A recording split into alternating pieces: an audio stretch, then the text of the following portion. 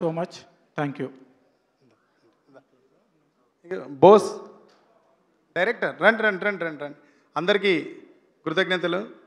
ETV win వారికి, సాయి గారికి, నితిన్ గారికి, తన్మయ్ గారికి, వేణు అన్నకి, తర్వాత డైరెక్టర్ సాయిల్ కంపాటికి, మ్యూజిక్ డైరెక్టర్ సురేష్ బొబ్లికి, అనురాగ్కి, అందరికీ థ్యాంక్స్ అండి.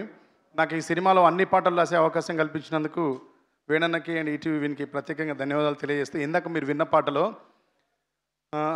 అలా అలా నువ్వు నేను ఒక్కటయ్యే రోజే వస్తే నిన్ను నన్ను ఆపే అంత బలం దేవుళ్ళకైనా లేదంట.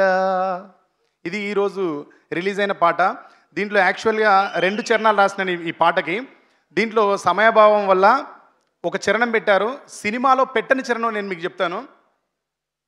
అరచేతి రేఖలట శుభలేఖ రాసెనట మొదలు నిన్ను కలుసుకున్న గడియనే మంచి ముహూర్తమట ఇష్టమే కట్నమట కష్టమే చుట్టమట అయినా సరే నువ్వే నాకు నచ్చిన బంధు బలగమట ఏ కానుకలు నీ వెచ్చని కౌగిళ్ళకి సరిరావు నీ నుదుటిలో నా రాతని ఏ చేతులు చెరపవు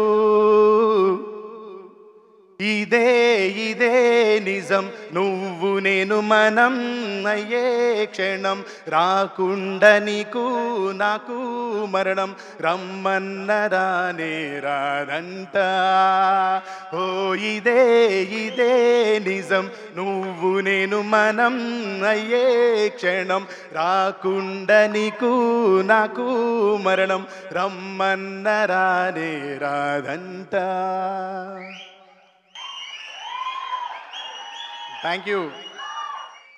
ముందు రిలీజ్ అయిన రాంబాయి పాటలో రాజు చెప్తాడు, రాత ఎట్లా రాసి ఉన్నా మార్చి నీతో రాసుకుంటా స్వర్గం అంటూ ఉన్నదంటే అది నీతోనే ప్రతిరోజు పంచుకుంటా.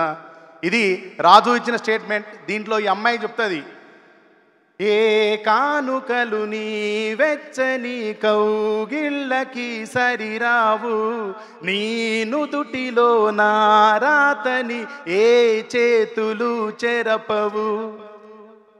అట్లా రాజు నుదిట్లో రాంబాయి రాత ఏ విధంగా అయితే చెరపరో ఈ సినిమా కూడా 21వ తేదీ నవంబర్లో తెలుగు ప్రేక్షకుల గుండెల మీద ఖచ్చితంగా ఇది పచ్చబొట్టులాగా మిగిలిపోద్ది సినిమా, ఈ సంగీతం. Thank you very much.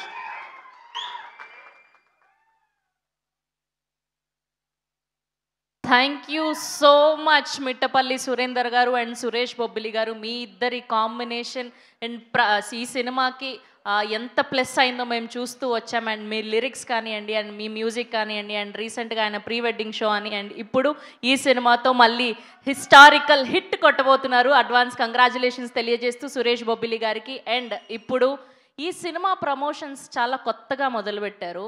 Mangapathi into Venkanna